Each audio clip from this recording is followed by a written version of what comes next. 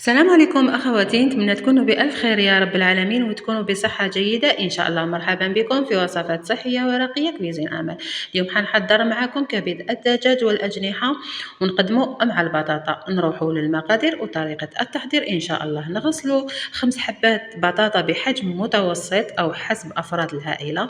نغسلوها بيان ونقشروها ثم نقطعوها مكعبات ونضيفوا تاني معاهم 4 فصوص تاع الثوم. 4 فصوص تاع الثوم هادو حنحطهم في لاصوص تاع زيت الزيتون اللي نطهي بها البطاطا تاعي في الاخر. يعني حنزيد نحمرها، نفورها ونزيد نحمرها، يعني نبخرها فوق بخار الماء ونزيدو نحمروا البطاطا في الفرن. وهذه الثوم هي اللي ما تنساوهاش، انا كنت نسيتها ما وريتهاش معاكم. ما تنسوش الثوم حطوها في لاصوص هذه اللي حنوريها لكم من بعد، في لاصوص تاع زيت الزيتون.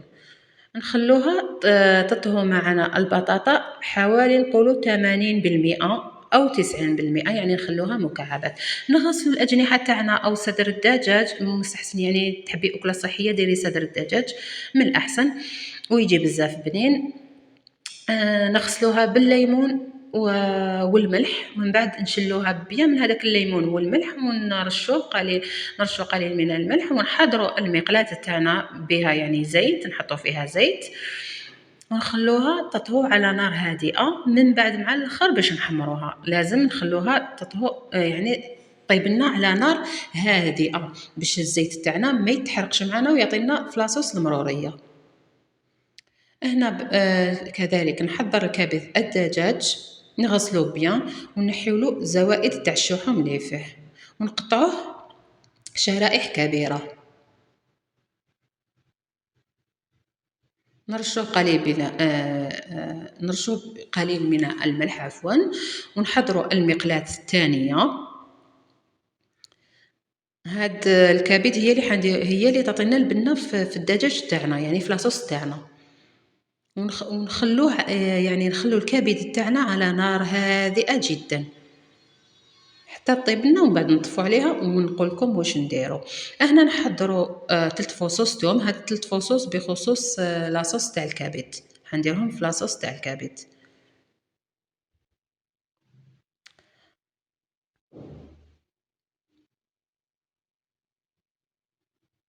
بعد ما طابت لنا الكبد تاعنا نزيدو نديرو فيها كاس، حوالي كاس ماء ولا نصف كاس حسب الحاجه نتيا.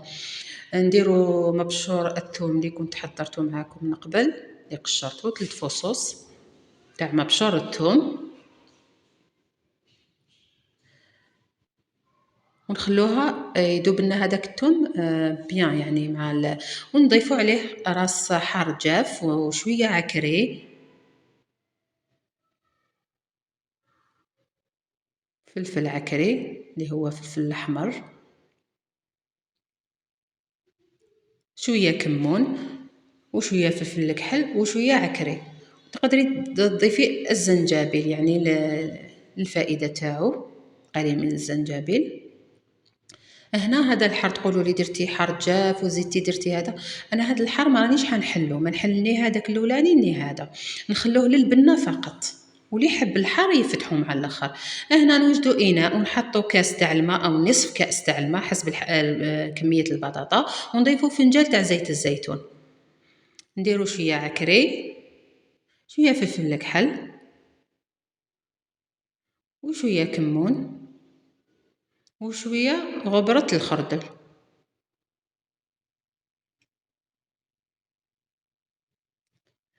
راكو تشوفوا بعد ما خليتها طاب لنا بيان على نار الهادئه جدا باش ما يتحرقناش وتجينا لاصوص بنينه ماشي مره. من بعد باش نحمروه، دوكا نشدو 7 اغصان نغسلوهم بيان تاع معدنوس البقدونس، من بعد نضيفوها للزيت الزيتون تاعنا. هذا هو اللي حنديرو في لاصوص تاع بطاطا بعد ما طيب لي 80% حوالي. نخلوها مكعبات ما نطيبوهاش حتى طيح لنا كاع هذيك البطاطا، نخلوها 80% طياب تاعها هكا، تقعد شاده روحها مكعبات هكا باش ما طيحناش. ومن بعد كي نطيبوها في الفرن نرشوها قليل من الملح ونحضروا الصينيه نسخنوها بيان الصينيه تاعنا. وهذاك الثوم ما تنساوش ديروه في لاصوص في لاصوص هذه اللي راني ندهن بها الصينيه، هذه هي لاصوص اللي حنطيب بها البطاطا تاعي. نزيد نفكركم ما تنساوش 3 فصوص اللي فورناهم، أنا نسيت ما درتهمش معاكم. ما تنساوش 3 فصوص وحطوهم مع هاد لاصوص، عبصوهم مع هاد لاصوص ودهنوا بها البطاطا تاعكم. هاد لاصوص الحق بسيطة جدا لكن تجي بزاف بنينة، وخاصة مع المعدنوس يجي بزاف بنين. دوكا بعد ما تحمر لي الدجاج تاعي تقدري تضيفي حتى صدر الدجاج مع هاد الأجنحة لا يتوفر عندك. أنا توفر عندي، حبيت توفر عندي هاد الأجنحة فقط، حبيتها نشارك هاد الوصفة معاكم. هنا ضفت فوق الدجاج هذاك، شتو هذاك كي يتحمر لكم تقاد لكم هذاك في التحمار هذاك يجي بنين كي تحمروه على نار هادئة. نزيدو نضيفو عليه كاس تاع الماء حسب أفراد الأسرة تاعك. من بعد نضيفو هاد الكبد اللي درناه ونغسلو المقلاة تاعنا تاع الكبد بيان باش يروح هذيك لاصوص كاع تجينا في هذيك هي البنة تجينا في الدجاج تاعنا. نخلوها دوكا تغلي بيان وطيب لنا بيان. في الاخير غير تغلي قطعي 2 حبات طماطم تكون طيبه، طماطم تاع الحب، قطعيها وحطيها شرائح، نحيلها البودور اللي داخل باش ما تجيكش قارصه، وضيفيها لاصوص تاعك. وهنا نديرو شيدار بعد ما طابت لي البطاطا وشربت هذاك الزيت مع الماء، نضيفوا عليها شيدار للنكهة فقط، يعني تجيكم هكا مقرمشة من الفوق وتجي طرية لداخل، الحق تجي بزاف بنينة. ماذا بيا انكم تجربوها على طريقتي. دوكا نعاود نرجعها الفرن تذوب لي برك ونعاود نخرجها. هاكو تشوفوا بعد ما حطيت هذوك الشرائح تاع الطماطم، درتهم شرائح كبار، شوفوا كيف البطاطا كيفاش جات بزاف بنينة.